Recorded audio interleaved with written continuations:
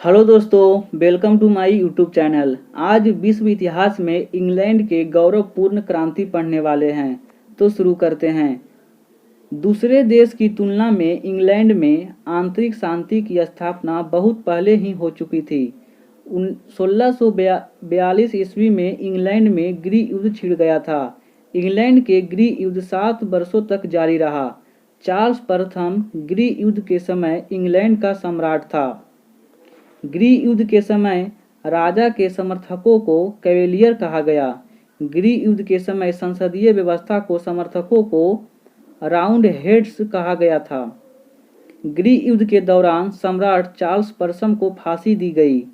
गृह युद्ध पूर्व सन 1215 में भी इंग्लैंड के राजा को जनता की मांग मानने के लिए मजबूर कर दिया था। 1205 ईस्वी में इंग्लैंड के सामंतों ने सम्राट जॉर्ज को एक अधिकार पत्र पर हस्ताक्षर करने हेतु मजबूर किया था। सामंतों के अधिकार पत्रों को मैग्ना कार्टा के नाम दिया गया, जो सर्वसाधारण के अधिकारों को घोषणा पत्र था। 1940 ईस्वी में इंग्लैंड में मध्यम वर्ग ने क्रांति की थी।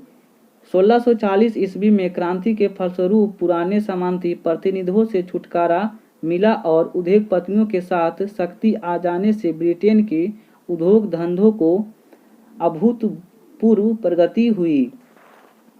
इंग्लैंड का गौरवपूर्ण क्रांति 1618 ईस्वी में हुई थी। इंग्लैंड में हुई गौरवपूर्ण क्रांति के समय स्टुअर्ट वंशीय सम्राट जेम्स द्वितीय का शासन था।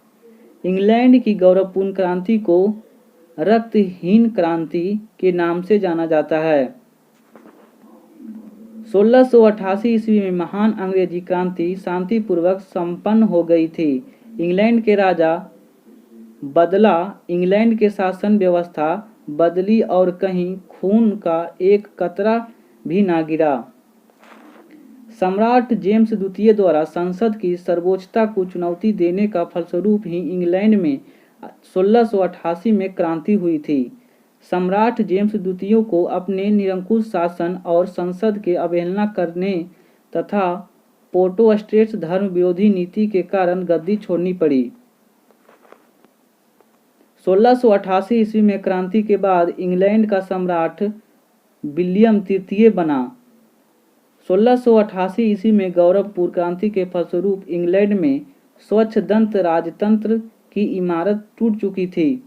संसदीय शासन पद्धति की स्थापना हो जाने से जन साधारण के अधिकार सुरक्षित हो गए थे।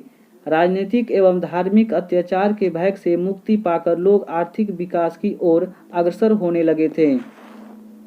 इंग्लैंड के प्रधानमंत्री वालपोल स्वयं एक योग्य अर्थशास्त्री था। जॉर्ज तृतीय के शासनकाल में इंग्लैंड में गृह युद्ध और बाह्य आक्रमण का कोई आशंका नहीं थी। आंतरिक शांति और सुदृढ़ता व्यापार की प्रगति में सहायक थी, जबकि यूरोप में अन्य देश राजनीतिक उलझने में फंसे हुए थे।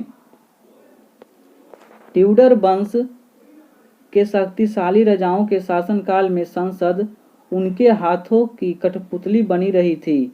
महारानी एलिजाबेथ प्रथम का संबंध ट्यूडर वंश से था। इंग्लैंड व फ्रांस के बीच 100 वर्षीय युद्ध हुआ था। गुलाबों का युद्ध इंग्लैंड को कहा जाता है। 1867 ईस्वी में तथा 1884 के सुधार अधिनियम के द्वारा इंग्लैंड के मजदूर वर्ग के मतदान का अधिकार प्राप्त हो गया।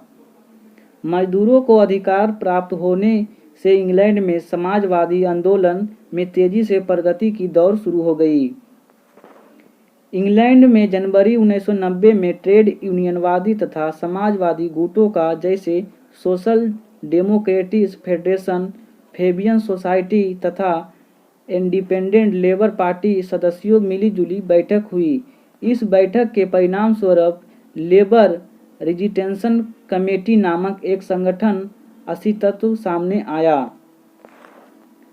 1969 ईस्वी में इंग्लैंड की संसद में अधिकारों का अधिनियम एक्ट पारित किया गया। इसके साथ इंग्लैंड के संसद का सर्वोच्चता स्थापित हो गया।